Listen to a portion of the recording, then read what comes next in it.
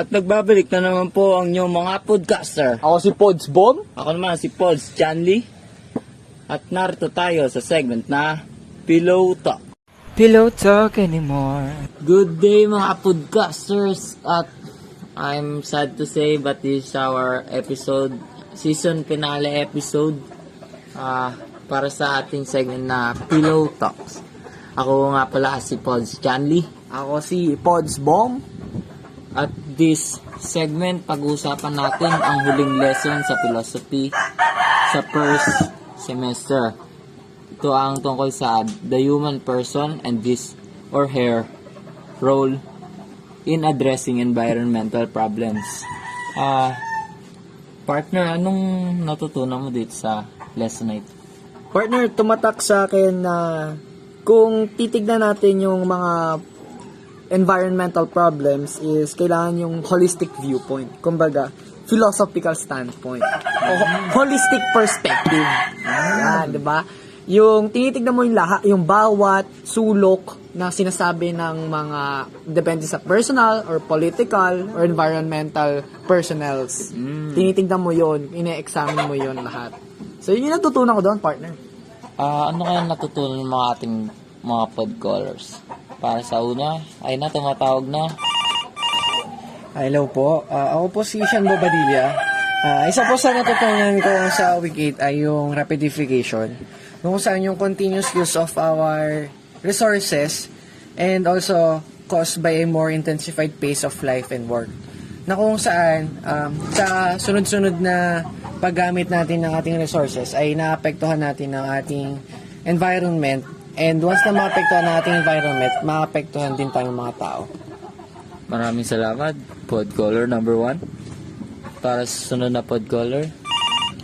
Hello po, ako po si Adrian Napulog. At ang natutunan ko po sa lesson sa week 8 is yung consumerism, na the idea that the increasing consumption of goods is economically desirable. Na yung pag na-engganyo mo na daw po yung pag-consume ng mga goods is magkakaroon tayo ng loss sa environments. Pwedeng ma-abuse yung environments and mawalan tayo ng mga goods, mga products. Yun lang po. Maraming salamat sa ating second podcaller. Ito ating podcaller number 3. Hello po. Ako po si Shinra Stimpok. And ang isa sa natutunan ko nung week 8 ay yung alienation. So, alienation ay binuo ni Karl Marx na hindi naman tungkol sa mga nasa outer space, no? So, ito yung nagde-describe sa isolation, dehumanizing, and disenchanting effects of working within a capitalist system of production. So, sabi ni Karl Marx, ito daw alienation ay bunga ng economic system. So, ayun lang po yung natutunan ko sa alienation. Salamat, podcaller number 3. At ito na ang ating last podcaller number 4. Hello po, ako po si Earl J. Kabuhat. Ayon sa akin naman po yung sinabi ni Pope Francis na for who is the development of progress, for who is all effort for ensuring a comfortable life. Tama naman po, para kanino po ang pagbuo ng pag-unlad at para kanino po ang paggawa ng effort para po sa komportableng buhay. Ang sa tingin ko po, inaano niya po dito yung sa environment kasi po, isa yon sa key para po mapaunlad po natin ang ating bansa at magkaroon po tayo ng comfortable life kasi po nagagamit natin yung resource niya. At yung isa pa pong sinabi ni Pope Francis na when people become self-centered, their greed increases. The emptier the person's heart is, the more he or she need things to fill it. Tama naman po na lumalala po yung pagkaka-self-centered niya. Hindi na po gumaganda kasi po hindi niya na po talaga naiisip yung pwede niyang magawa kasi po sarili niya na lang po ang iniisip niya. Tapos sa the emptier the person's heart is, the more he or she needs to fill it.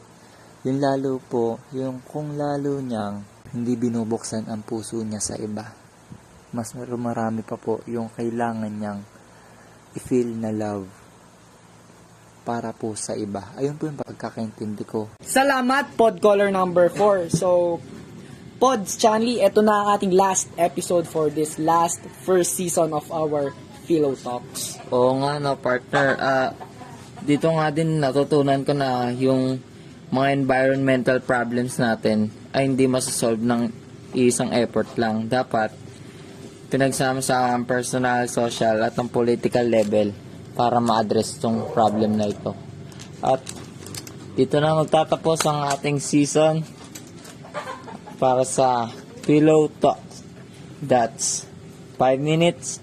See you next time. Pillow talk anymore. Pillow talk anymore. Ooh, pillow talk anymore like we used to do.